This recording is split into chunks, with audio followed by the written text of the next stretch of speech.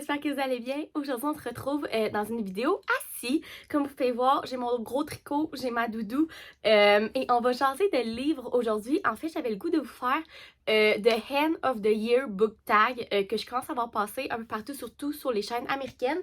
Et je me suis dit que j'allais le traduire aujourd'hui et que j'allais le faire en français. Donc, je vais vous mettre en barre d'infos la fille qui a créé le tag, parce que bien évidemment, ce n'est pas moi, je n'ai que traduit les questions.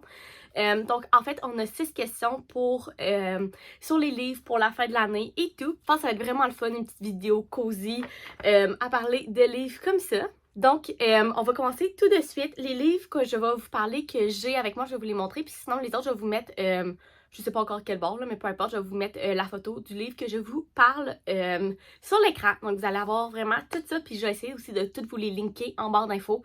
Vous allez avoir partout les livres si vous voulez les lire vous aussi.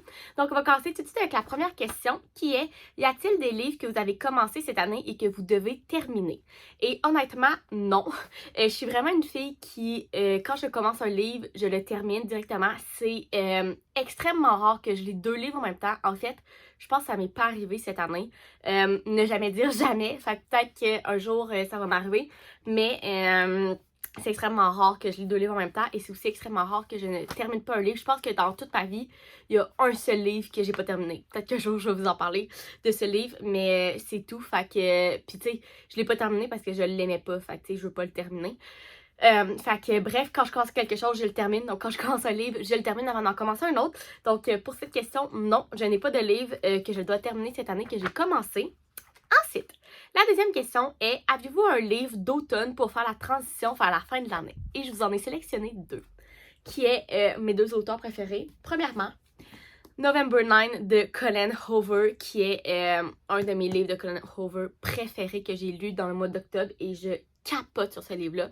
En fait, pour vous faire un petit résumé, si vous ne connaissez pas ce livre-là, et honnêtement, si vous le connaissez pas, je pense que vous vivez sur une roche, parce qu'il est incroyable.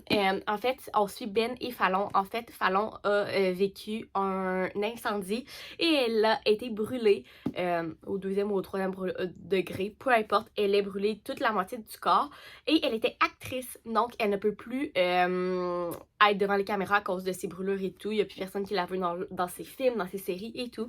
Donc, elle décide de partir pour New York, aller faire plus du théâtre, voir qu'est-ce qui se passe. Mais la journée qu'elle part, le 9 novembre, elle rencontre Ben dans un restaurant. Et c'est comme un peu le coup de foot directement. Ils s'entendent tellement bien, ils passent la journée ensemble. Mais Fallon part à New York, en fait, le soir. Et Ben ne veut pas briser ses rêves et tout. Et Ben est un écrivain. Donc, il décide que pour le prochain livre à Ben, ils vont vivre une histoire et ils vont se rencontrer tous les 9 novembre pendant 6 ans, si je me trompe pas. Donc, entre chaque 9 novembre, ils n'ont pas le droit d'appel, pas de médias sociaux, rien, ils n'ont aucun droit de communiquer ensemble, sauf le 9 novembre qu'ils se rencontrent.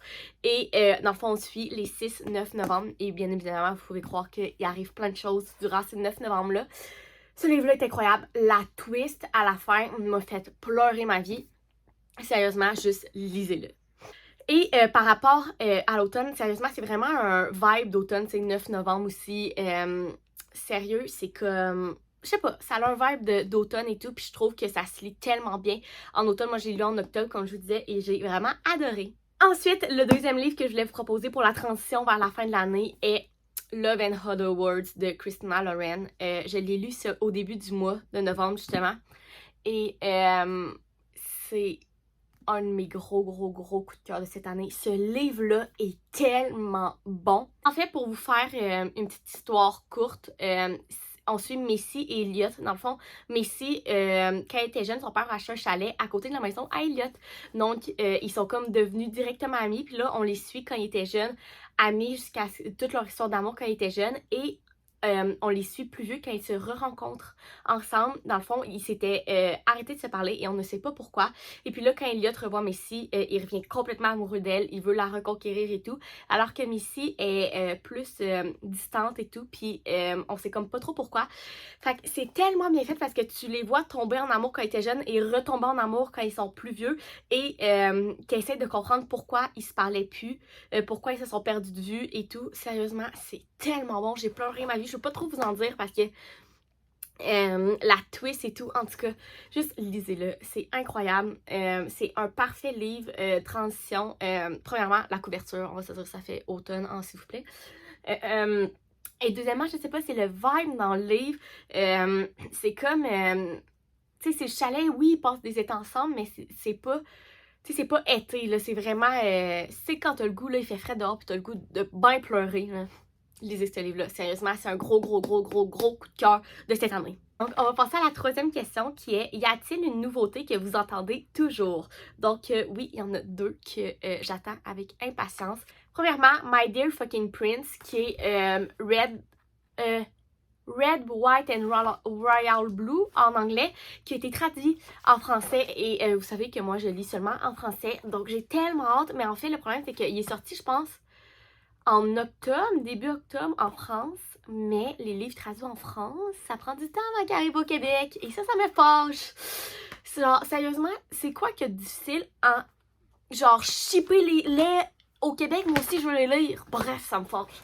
Genre, je veux lire ce livre-là tellement, et ça fait depuis qu'il est sorti en France que je regarde dans les librairies au Québec, il est toujours écrit comme apparaître, il arrive pas.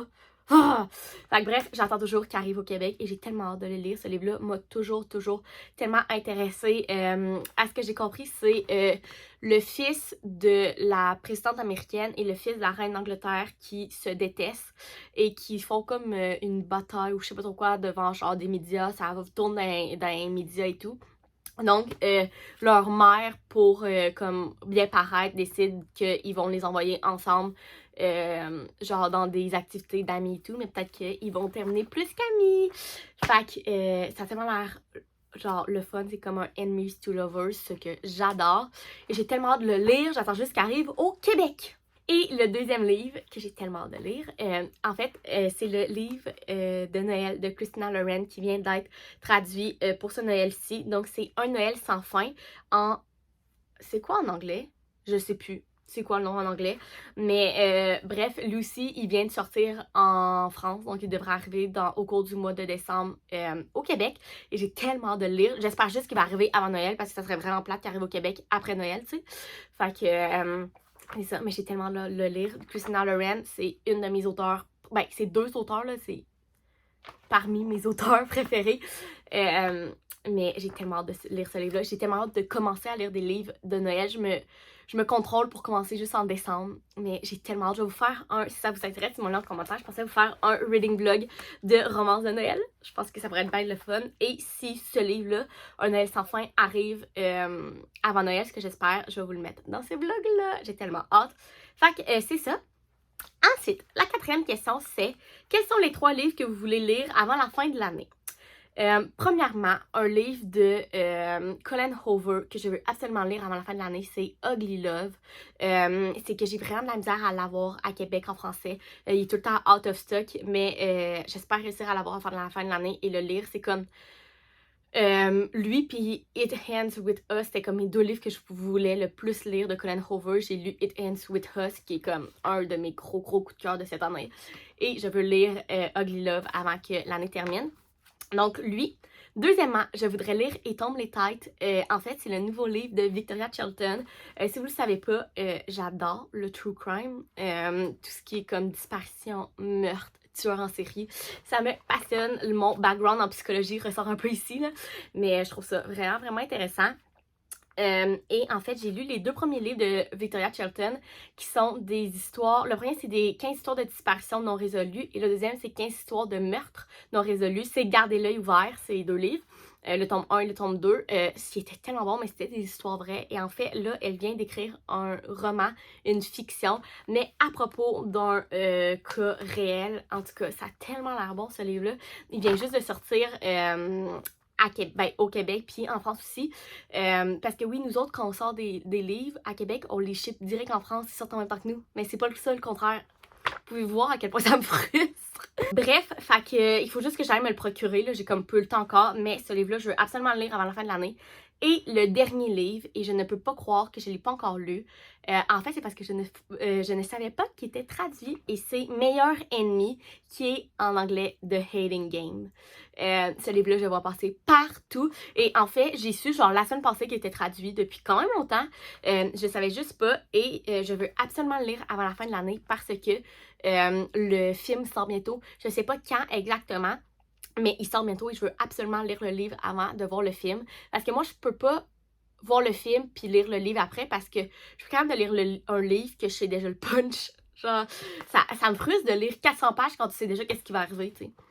Fait que je lis toujours le livre avant d'écouter le film. Donc, je veux absolument lire Meilleur ennemi ou The Hating Game avant la fin de l'année. Ensuite de ça, la cinquième question, c'est y a-t-il un livre qui pourrait encore vous choquer devenir votre livre préféré de l'année? Je pense qu'il y en a deux que je vous ai déjà parlé. Premièrement, Ugly Love de Colin Hoover. Évidemment, c'est Colin Hoover et ce livre-là est tellement populaire à ce qui paraît. Il te brise le cœur. Donc, je crois que ça peut être encore un coup de cœur pour cette année. Et sinon, My Dear Fucking Prince, qui est Red, White and Royal Blue, que je vous disais tantôt. Je sais que c'est un énorme coup de cœur pour tellement de monde que je pense que ça pourrait en être un pour moi aussi. C'est LGBTQ+, c'est Enemies to Lovers, sérieusement, que veux-tu de plus? C'est sûr que je vais adorer ce livre-là. Puis finalement, la dernière question est: avez-vous déjà commencé à faire des plans de lecture pour l'année prochaine? J'ai réfléchi un peu à ce que je voudrais lire l'année prochaine. Premièrement, j'ai oublié de vous les sortir, mais toutes les 10 milli, les 4, je les ai depuis genre l'été passé, puis je les ai pas encore lus. Donc, au début de l'année prochaine, genre en janvier, je me clenche les 10 milli, je vais absolument les lire. C'est des gnognes adultes, je sais qu'il y a tellement de monde qui les aime. C'est pas de la grosse lecture, mais c'est vraiment bon. À ce que j'ai compris, c'est une fille que ses parents sont séparés, puis elle va avec sa mère, mais pour un été, elle s'en va chez son père, et chez son père, il y a sa belle-mère et son demi-frère, et il y a comme une histoire d'amour qui se crée avec son demi-frère et tout. Je sais qu'à un moment donné, dans un des livres, ils s'en vont à New York. Je pense que c'est comme la partie préférée de ben du monde dans les 10 000 livres quand ils sont à New York. Bref, j'en sais pas de plus, mais ça a l'air vraiment bon et j'ai ces livres-là depuis tellement longtemps dans ma bibliothèque qu'il faut absolument que je les lise l'année prochaine. Sinon, l'autre catégorie de livres que je voudrais absolument lire l'année prochaine est tous les Colin Hoover que j'ai pas lus encore. Donc, Ugly Love, si je réussis pas à l'avoir avant la fin de l'année. Il me manque Hopeless puis Losing Hope. Il me manque Confess. Il me manque Maybe Someday, Maybe Now. Il me manque... il m'en manque quelques-uns là, que j'ai pas encore lu. Il y a son nouveau aussi qui va sortir en janvier, s'il se traduit au cours de l'année. Oh, il y a Layla aussi, qu'il vient d'être traduit en France, donc peut-être qu'on va avoir un jour au Québec. Fait qu'il y a lui aussi que j'aimerais bien lire. Donc vraiment, toutes les Colin Hoover que j'ai pas encore lues. Et sinon, pour tous les autres livres que je veux lire en 2022, comme plus des stand-alone ou peu importe, j'avais l'intention de faire mon 2022 TBR. Donc dites-moi si ça vous intéresse, mais je pourrais vous faire ça vers la fin de l'année ou au début de l'année prochaine. Ça pourrait être vraiment le fun, je crois. Donc voilà, fini. Toutes les questions sont répondues. J'espère que vous avez aimé cette petite vidéo un peu plus calme, assis, à parler de livres. J'aime tellement ça, vous parler de livres. C'est comme rendu tellement une passion pour moi. J'adore lire. Vous pouvez voir ici que j'ai tout le temps un livre sur ma table de chevet. Là, il paraît pas tant parce que c'est un push. Mais je commence ce soir à lire Qui es-tu Alaska ou Où es-tu Alaska? Qui es-tu Alaska, je pense. C'est mon premier John Green que je vais lire. Donc, bref, dites-moi si vous avez aimé cette vidéo-là en commentaire. Dites-moi aussi si vous avez des suggestions vidéo de livres. Ça me fait plaisir de vous les faire. Et puis nous, on se retrouve dans une prochaine vidéo. Bye!